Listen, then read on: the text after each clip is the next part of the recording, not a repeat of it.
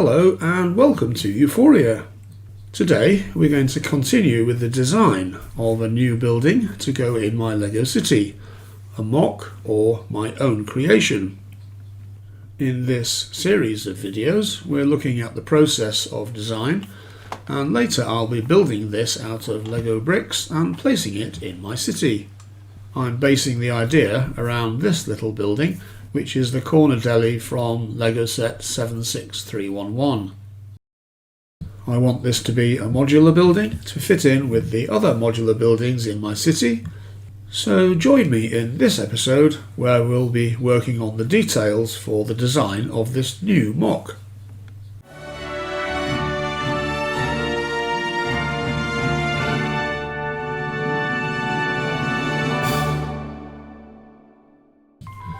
In previous videos we looked at the inspiration for starting this MOC after making the little deli building from LEGO set 76311. We put some thought into deciding on a more definite concept for the MOC and working out how we could make it into a modular building. We spent some time to visualize some ideas before diving into digital or physical creation. That allowed us to explore options and design the structure without worrying too much about the details. Of course, this will be a city building, and we settled on a European style for the building that might allow us to have some interesting colours and features to make a building that will fit well in my LEGO city. We're going to fit this MOC onto a 16 by 32 baseplate and make it into a half-corner modular building. Even though it's not very large, we're going to create the impression that it's two narrow buildings, with the deli on the ground floor of one, a small shop in the ground floor of the other, and an entrance to the small apartment on the floors above. In the last video we worked out the structure of the MOC, and we've now got a pretty good idea of how it will work.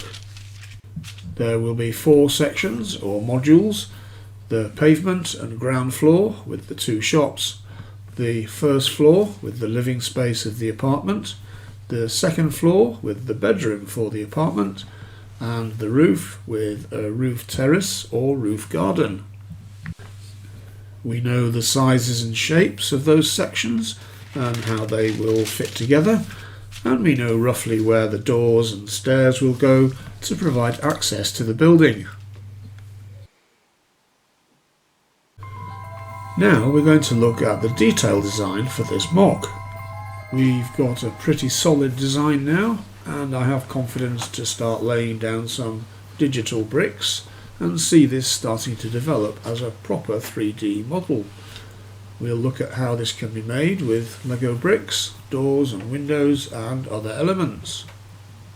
Up to now we've been working with pencil and paper, but now we'll be working in the computer using the program Studio, which is a free computer design program available from LEGO Bricklink.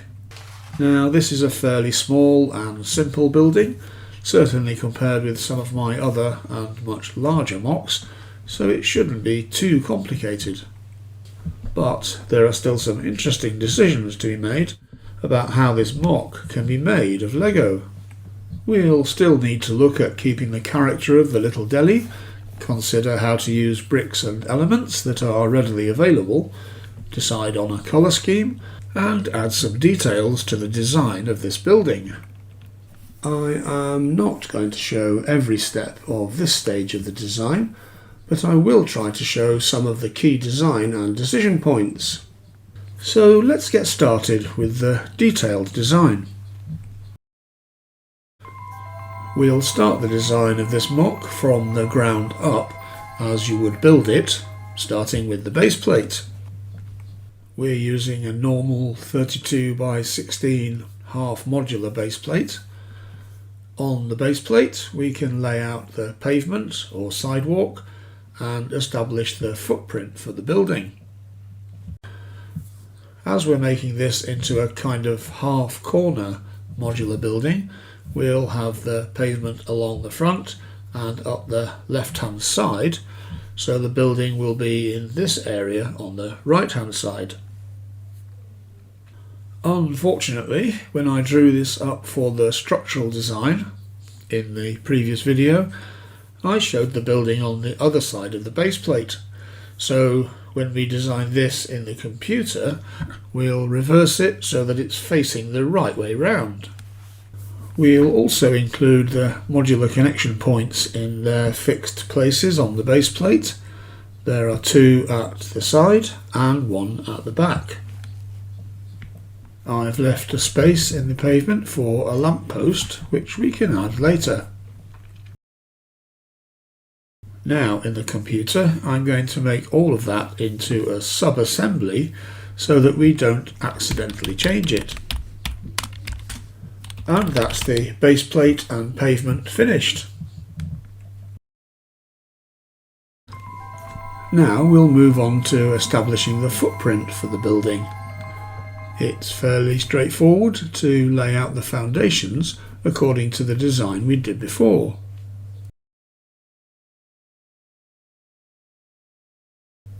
Here we've got the deli, now on a 10 by 10 stud square, although the inside space is only 8 by 8 studs. And here we've got the other shop, which is the same size, but will have access to some space under the stairs as well. Then between them is where the stairs will go from the door up to the apartment on the upper stories.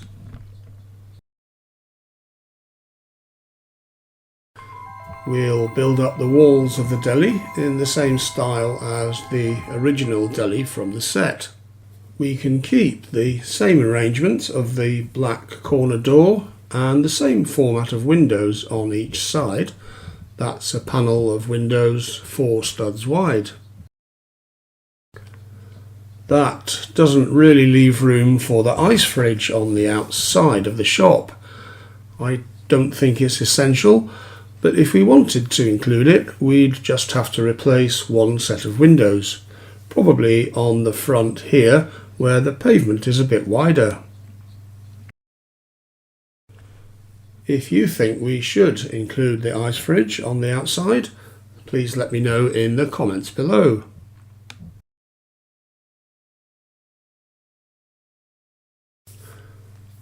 The yellow canopy above the shop front can also be built in the same way as the set, and because the original deli was 10 by 6 studs and this shop is 10 by 10 studs, I've extended the canopy round the side by 4 studs.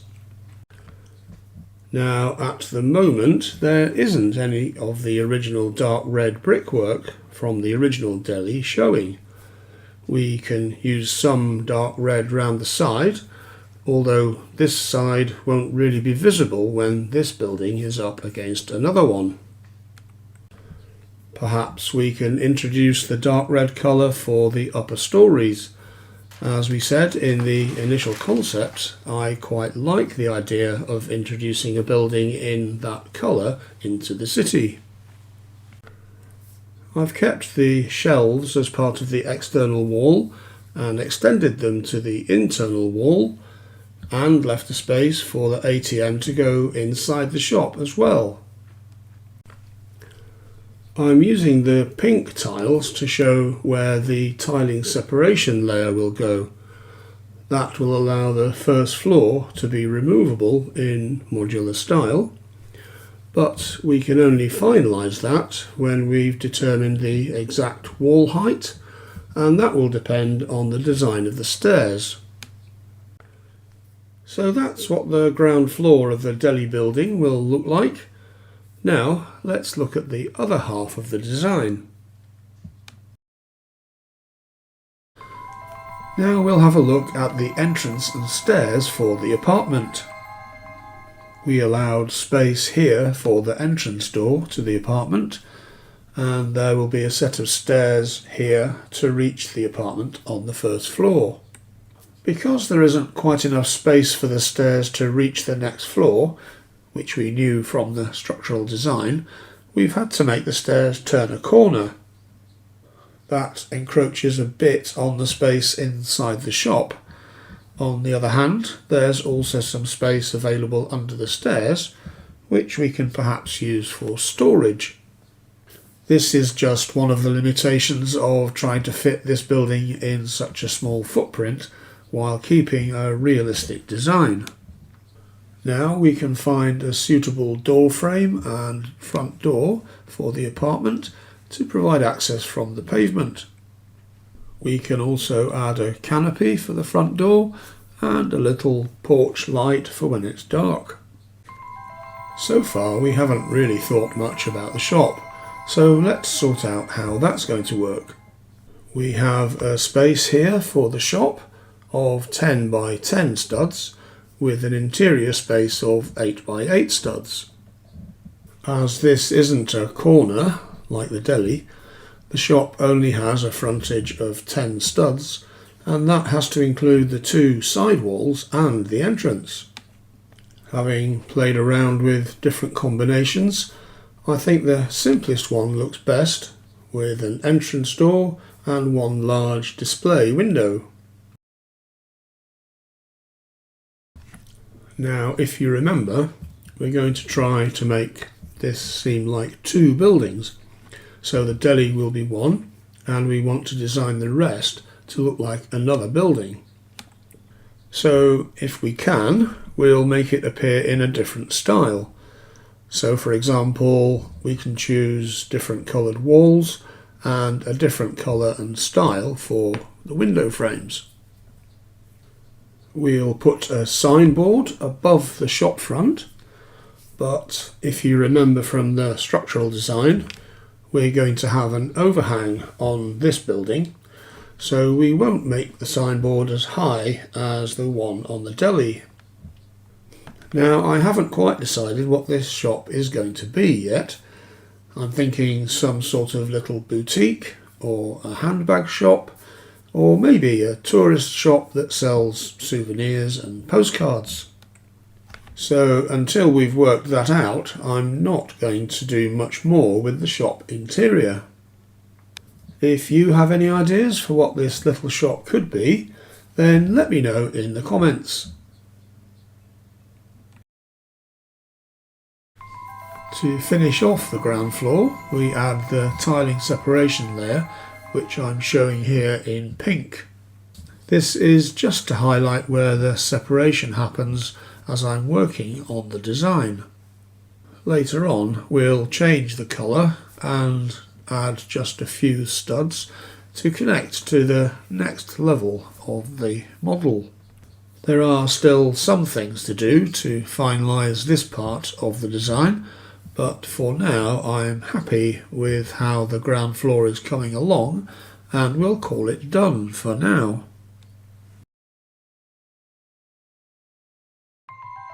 Now we can start on the first floor. We'll start with the floor plate, which is made, as usual, of a layer of plates held together by another set of smaller plates underneath. There are some complications with designing this floor plate. The first one is that we need a hole for the stairs to come up into. That's not unusual, and we can do that in the normal way, making the last step up to this floor at the top of the stairs and onto the landing in this corner. Next we have the overhang or cantilever for the building on the left. That just means using a plate that's larger by a couple of studs on this side. At the other end, there is a slight problem with the floor plate over the deli. It's to do with the way the shop signboards need to fit over the canopy. We'll have to adjust the way the floor plate is made so that the tiles making the signboard can be attached in the right position vertically so that they come just above the canopy, which is part of the ground floor module.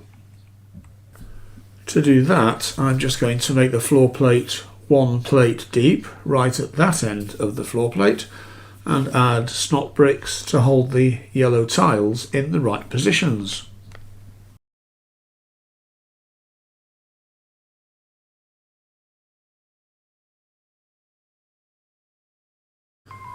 Now we can build up the walls and windows for this story of the building. We're going to make the two sides in different colours and hopefully in different styles. The building with the shop will have a more modern feel with large windows and plain walls, whereas the building with the deli will have a slightly more traditional feel with different windows. Here we can keep the idea of the dark red walls for the deli building, but I do find them a bit dark, so I'm thinking to break the dark red up a bit using fairly large windows and some detailing in a lighter colour. There are lots of options for different styles of windows, but having tried a few, I settled on this one with a white border around them, which gives the kind of effect I was looking for based on some real examples.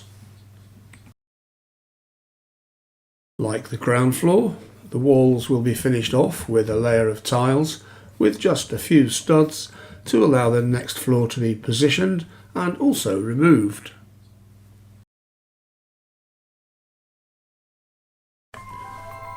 Next, we can look at providing the staircase to get from this first floor up to the next floor. In the structural design, we designed this so that it can use the space over the hole in the floor plate. Although this could just be made of bricks, I thought it might be better to use one of the standard staircase pieces, which is thinner and more open than a brick-built one.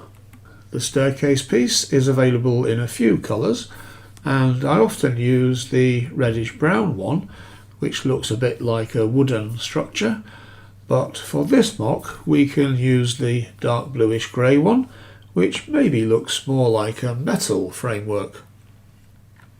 But that piece has only 6 stairs and it's 6 bricks high, so we need to add a couple of steps because the walls are 8 bricks high.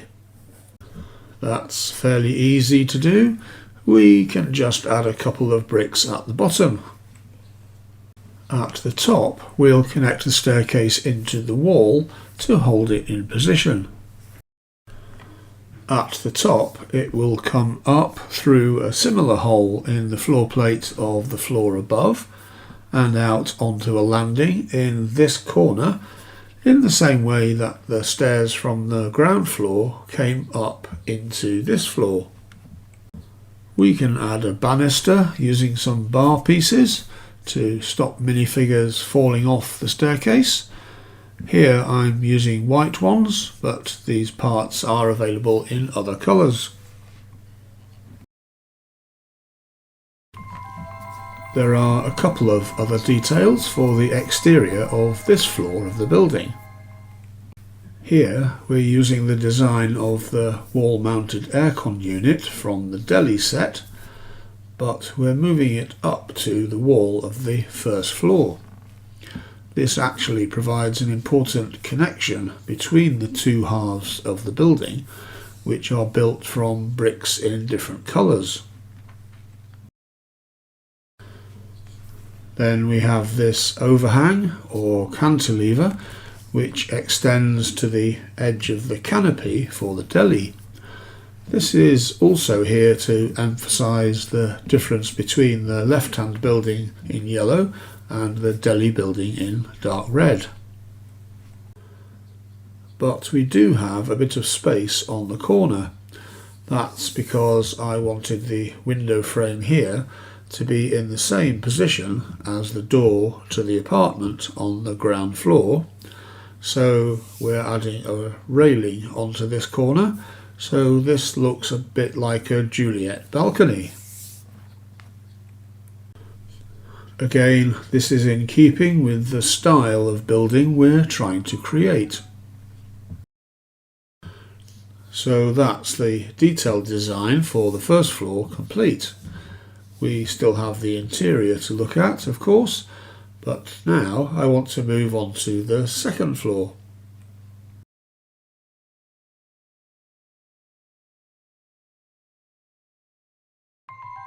Next, we'll be looking at the second floor, but this is taking a bit longer than I'd hoped, and it's nearly time for the tea time alert. That means I have to go for a cup of tea. So I'd better break here and look at the second floor later. Don't forget to let YouTube know that you liked this video and subscribe to the channel for more updates. I'll be back soon with the next video, in which we'll hopefully finish off the detailed design by looking at the detailed design for the second floor and the roof.